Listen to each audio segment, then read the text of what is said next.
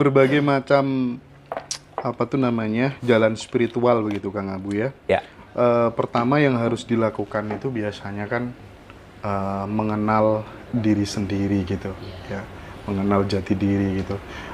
Menurut Kang Abu kenapa selalu begitu dan kira-kira apa bahayanya jika kemudian seseorang tidak mengenal diri sendiri gitu?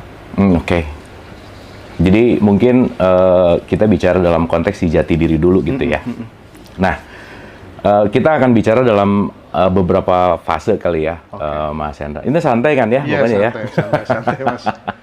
Nah, seperti biasa saya tuh nanya diundang jam berapa, tapi nggak pernah nanya selesai jam berapa gitu. Jadi ya udahlah. Oke, oke. Mungkin kalau kita kaitkan karena ini dekat-dekat ke Ramadan kali ya. Oke, Di Ramadan itu sering dengar kata-kata kembali ke fitrah gitu. Nah, fitrah itu kan sebetulnya adalah kesejatian kita sebagai kita sesuatu yang benar-benar pure. Fitrah itu artinya murni kan. Nah, kalau kita melihat dalam beberapa perspektif, katakanlah saya mengambil satu kalimat dari Quran gitu ya, bahwa kesejatian kita kan sebetulnya adalah ruh gitu.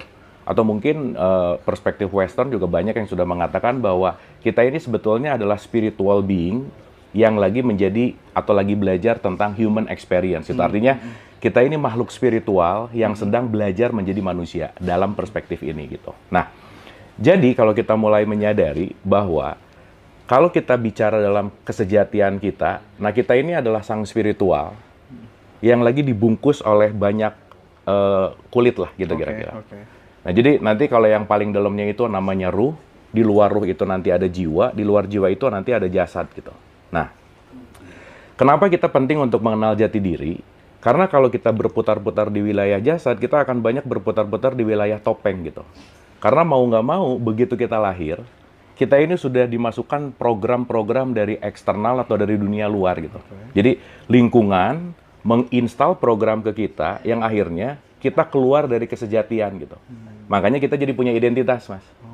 Akhirnya semakin kita keluar dari fitrah, semakin akan tersekat-sekat. Maka akhirnya nanti ketika tersekat, kita udah mulai tersekat dari mulai suku, bangsa, ras, agama gitu loh, Mas.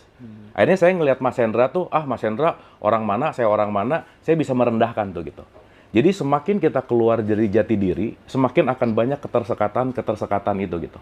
Nah, kalau tadi bicara bahayanya, kita akan berputar-putar di wilayah keterpisahan, yang akhirnya nanti keterpisahan ini akan membuat kita stres, depresi, anxiety gitu misalnya, overthinking, dan nanti itu akan membuat kita hidupnya jadi nggak selaras gitu. Nah, jadi untuk awal dulu bahwa kenapa kita penting untuk mengenal jati diri, karena selama ini kita tertipu oleh sesuatu yang kita anggap itu diri kita gitu. Kita anggap bahwa diri kita adalah nama kita. Kita anggap bahwa diri kita adalah jabatan kita. Kita anggap bahwa diri kita adalah status sosial kita. Dan ketika kita melekat kepada itu semua, ketika ini semuanya hilang, kita akan kehilangan, dan di situ kita akan banyak stres gitu. Post power syndrome misalnya, Mas. Ketika dia menjabat, dan dia merasa bahwa jabatannya adalah aku, dan lupa bahwa setiap jabatan pasti ada masa berlakunya, ketika lepas, pasti dia stres gitu. Nah, jadi inti sederhananya adalah kenapa kita penting untuk mengenal jati diri, karena tanpa mengenal jati diri, kita nggak akan pernah bisa menikmati hidup gitu. Dan kita hanya akan terus mencari, menggapai, terus deh, dan nggak akan pernah ngerasa cukup aja gitu. Sebanyak apapun nggak akan cukup, karena cukup itu ya cukup. Banyak belum tentu cukup. Kurang apalagi gitu. Nah itu yang menarik gitu. Nah jadi intinya adalah kalau kita mau selaras dan bisa menikmati hidup, poin intinya adalah bagaimana kita bisa mengenal si jati diri gitu. Jadi toxic sukses itu terjadi mungkin salah satu penyebabnya karena kita tidak mengenal jati diri. That's it. Dia mencari terus gitu, mencari validasi terus. Dan yang menarik adalah ketika orang nggak mencari jati diri, dia akan memuaskan orang lain sih sebenarnya. Bahkan dia beli ini untuk memuaskan tetangganya, gitu Mas. Bahkan nyari baju aja, dia nanya dulu ke orang lain, ini aku pantas nggak pakai ini? Dan dia memaksakan untuk menggunakan yang dia nggak suka gitu. Hanya untuk apa? Memuaskan orang lain. Padahal menariknya, orang lain juga nggak peduli-peduli amat sih. Yang lucu, kita coba memuaskan orang lain, coba ngebuat mengimpress orang lain, tapi yang menariknya si orang lain juga jangan-jangan emang nggak terlalu peduli sih gitu. Itu sih. Nah, Jati diri itu ada nggak cara paling apa ya, cara paling mudah barangkali untuk supaya kemudian kita bisa menemukan jati diri itu gitu. Menurut Kang Abu gimana caranya? Sejauh ini cara paling mudahnya harus menderita dulu sih. Ya. Harus menderita dulu. Mas Hendra menemukan jati diri nggak mungkin nggak menderita, nggak jelas mungkin. lah. Tapi ada 3 sih, Mas. Kalau dalam perspektif tasawuf itu ada 1 ya. Mungkin ini kita pakai bahasa aslinya, the way of love, the way of knowledge, the way of suffering. Artinya apa? Jalan cinta, jalan pengetahuan, dan jalan penderitaan gitu. Nah, makanya 3-tiganya ini penting. Mungkin Mas Hendra pernah dengar gini deh. Kita nanti akan kedatangan Imam Mahdi. Iya. Iya kan? Imam Mahdi itu bukan apa langit dari datang, bukan. Imam Mahdi itu artinya knowledge. Knowledge. Yes. Oke. Karena dengan jalan knowledge, kita akan mendapatkan itu gitu. Pernah dengar nggak? Isa akan turun kembali. Iya, apa itu kan bukan datang dari langit, terus gondrong, bawa, bukan gitu kan. Tapi Isa itu adalah cinta kasih. Cinta kasih. Ketika welas asih itu hadir, maka kita akan masuk ke dalam itu gitu. Oke. Maka ketika kedatangan Imam Mahdi dan Isa itu hadir, artinya saya punya knowledge, pengetahuan, saya punya welas asih, dan saya siap untuk menghadapi penderitaan gitu. Mantap. Isa sama Imam Mahdinya kan udah dikupas tuh. Iya. Nah, kalau bicara soal Isa nggak lengkap kalau tanpa Dajjal kan. Oh iya. Simpel Mas, Dajjal itu disebut mata satu. Seseorang yang ngelihat sebelah mata berarti merendahkan orang lain. Maka merendahkan orang lain itu adalah sifat Dajjal sebetulnya. Oke. Jadi kita nggak usah mikir-mikir yang jauh-jauh gimana gitu ya, karena sifat-sifat itu tanpa disadari ada di dalam diri kita gitu. Ketika kita memicingkan mata, ngelihat orang sebelah mata, ya saya lagi jadi Dajjal sebetulnya. Kenapa? Karena saya nggak ngelihat seutuhnya. Yang saya lihat hanya sebelah, sepotong sesuai dengan ekspektasi saya, sehingga ketika saya jauh dari dalam tanda petik itu adalah si fitrah tadi, maka yang saya lihat adalah keterpisahan gitu. Makanya ketika orang mengkafirkan orang lain, berarti dia lupa bahwa sebetulnya saya dan yang saya kafirkan itu adalah satu kesatuan yang sama kan. Cuman terhijab lah bahasanya oleh identitas gitu. Nah, akhirnya jadi saya melihat sebelah mata gitu. Gitu. Cinta, pengetahuan, penderitaan. Cinta, pengetahuan, penderitaan. Penderitaan ini dimaksudnya seperti apa? Penderitaan itu ketika kita udah kejeduk baru sadar punya kepala gitu. Gini Mas, ini kita ngomongin mayoritas ya. Mayoritas orang itu berubah ketika faktor eksternal membuat dan memaksa dia berubah. Nunggu sakit dulu, baru berubah. Nunggu susah dulu, baru berubah gitu. Dan nanti kita ngerti bahwa ternyata juga penderitaan itu adalah jalan memanggil kita pulang gitu. Makanya kalau saya selalu mengutip statementnya Rumi itu selalu mengatakan bahwa luka adalah tempat cahaya masuk gitu. Kalau kita nggak pernah terluka, nggak akan mungkin ada cahaya masuk gitu.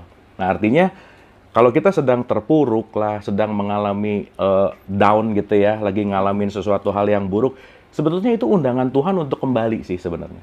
Ayo dong, pulang dong, balik ke fitrah dong gitu. Karena hanya dalam konteks ketika kita mentok, kita baru bisa surrender gitu. Kita baru bisa pasrah. Nah, kepasrahan itu yang diperlukan untuk kembali gitu. Itu sih. Oke. Jati diri atau diri sejati, itu yang Kang Abu pahami itu apakah sama dengan Tuhan itu sendiri? Ya, mungkin gini ya. Kalau kita bicara tentang Tuhan itu kan luas gitu ya. Saya ngambil perspektif sederhana begini. Bahwa saya selalu mengatakan Tuhan itu adalah kecerdasan tanpa batas. Maka kecerdasan tanpa batas yang bergerak itu menjadi energi dan percikannya itu menjadi ruh. Gitu. Nah, semua makhluk ini kan percikannya dia gitu. Nah, percikan ini yang murni gitulah kira-kira. Nah, ketika si percikan yang murni ini yang disebut sang daya hidup dalam perspektif mungkin disebut sebagai Atman, entah itu disebut sebagai ruh, apapun penamaannya. Atau mungkin ini disebut sebagai kesadaran itu sendiri gitu, sang kesadaran gitu. Sang kesadaran. Nah, jadi dia tuh yang nggak pernah berubah kapanpun dan dimanapun. Karena tubuh fisik mau nggak mau, foto kita dari TK sampai sekarang berubah, ya kan? Pikiran berubah, perasaan berubah. Yang nggak pernah berubah itu adalah sang hidup ini sendiri. Maka ketika kita melihat atau kita melampaui semua yang berubah kepada yang tidak berubah, nah inilah yang disebut sebagai sang kesadaran itu sendiri gitu. Nah, jadi kalau tadi pertanyaannya bagian dari Tuhan, ya kita ini kan tetesan dari lautan itu sendiri gitu. Maka ketika kita menyatu, ya kita kembali kepada lautan gitu. Itu sih. Gitu. Kesadaran sama rasa korelasinya apa kan? Gini, kesadaran itu Iya, gini ya. Bahasa kesadaran itu namanya rasa. Bahasa kesadaran namanya rasa. Bahasa otak namanya pikiran. Oke. Bahasa tubuh namanya feeling perasaan. Oke. Nah, berarti kalau kita bicara tentang kesadaran, dia menggunakan statement rasa. Tapi kalau kita mau menggunakan intelektual, bahasa otak itu pikiran. Tapi kalau kita mau menggunakan emotion, bahasa tubuh itu adalah perasaan gitu. Gitu kira-kira. Oke. Mengenal diri itu kan terkesan mudah. Ya. Karena sebenarnya kita sudah bersama diri kita sejak di dalam rahim sampai saat ini. Ya. Tapi kenyataannya memang sulit sekali. Ya. Kan? Makanya Kang Abu tadi bilang salah satunya lewat penderitaan tadi. Ya.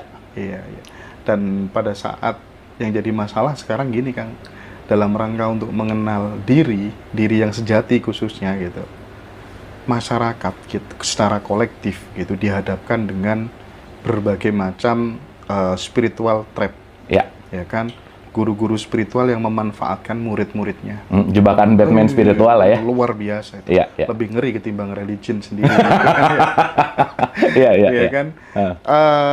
Ada yang apa tuh namanya? Jualan retreat itu 2 hari bisa dapat 1 M dia. Ya kan, terus kemudian karena dia mengaku bahwa dirinya reinkarnasi dari tokoh-tokoh yang dianggap sebagai roh suci begitu di masa lalu begitu. Ya. Dan kemudian ada yang kamu nggak boleh belajar di tempat selainku gitu, kecuali orang itu lebih tercerahkan daripada aku gitu. Bagaimana sih Kang fenomena ini kok bisa terjadi dan yang percaya kok juga nggak sedikit, dan itu orang-orang pinter juga pada percaya gitu, gimana tuh Kang? Ya, balik lagi kalau kita ngomongin struktur otak kita tuh hanya akan mengikuti sesuai dengan selera, itu nomor 1. Ya kan? Selera tuh nggak bisa dipaksa, Mas. Iya. Gitu. Oh ya, saya lupa mendisklaimer juga, Mas Hendra, selalu buat teman-teman ngaji Roso bahwa saya di sini tidak berusaha untuk meyakinkan sesuatu, dan saya di sini hanya sebagai sharing gitu ya, bukan mau mengajarkan, bukan mau memberikan kuliah, atau bukan mau mengasih wejangan gitu. Jadi yang selalu saya ulang-ulang bahwa jangan percaya-percaya amat juga omongan saya gitu. Karena poinnya adalah ini hanya ranah untuk bagaimana kita sama-sama bisa berkontemplasi gitu. Karena urusan percaya atau tidak nanti kembali kepada kesadarannya masing-masing gitu. Nah, saya kembali ke pertanyaan Mas Hendra tadi bahwa begini. Kenapa sih kita bareng sama diri sejati dari lahir tapi susah banget untuk kembali kepada diri sejati? Karena dari lahir sampai sekarang itu kita selalu memberikan lapisan-lapisan kepada diri sejati kita. Nah, saya kasih contoh sederhana gini, Mas. Begitu lahir, lapisan pertama adalah kamar kita. Jadi sekamar-kamar, langsung kita udah dilekatkan, diidentifikasikan bahwa ini kamarku, ini sofaku, ini TV-ku. Nah, udah tuh, mulai tuh. Udah ada identifikasi tuh. Jadi si diri sejatinya udah mulai ketutup tuh. Nah, bentaran lagi nanti dia masuk sekolah TK. Satu sekolahannya, ini temanku, ini sekolahku, ini dan lain-lain. Masuk SMP lebih luas gitu. Nah, maka dengan perluasan kita selama hidup, semakin kita teridentifikasi dengan apapun di luar diri kita, nah pelan-pelan kita sangat sangat tersekat dengan sang diri sejati ini gitu. Makanya kan tanpa disadari ketika ada ku-nya nempel, itu akhirnya si diri sejatinya ketutup tuh. Nah, tertutup dalam bahasa Arab tercover atau kafir gitu. Jadi orang yang kafir itu adalah orang yang menutup jati diri dengan identitas gitu loh, Mas. Akhirnya identitasnya jadi penting banget gitu. Jadi ketika saya melekat kepada nama, maka ketika nama saya dijelekin, kok saya jadi sakit hati ya? Karena nama bukan saya. Mobil saya ketabrak, kok saya sakit hati ya? Padahal yang ketabrak mobilnya, kok saya yang nggak enak gitu. Nah, semakin banyak kemelekatan ini, semakin ini tidak disadari gitu. Berarti kuncinya untuk menyadari ini apa? Kemelekatannya dilepasin satu-satu. Nah, semakin kemelekatannya dilepasin satu-satu, semakin diajarin untuk kamu tuh bukan namamu, kamu tuh bukan jabatanmu, kamu tuh bukan status sosialmu gitu.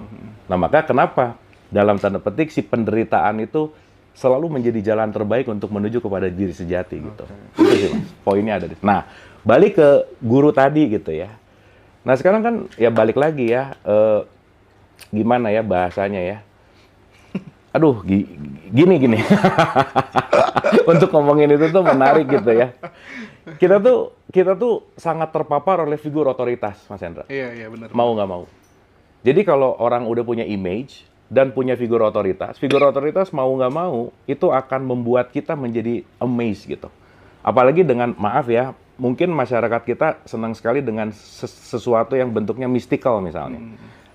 Dengan diiming-imingi cepat kaya misalnya, cepat tercerahkan, apa-apa gitulah.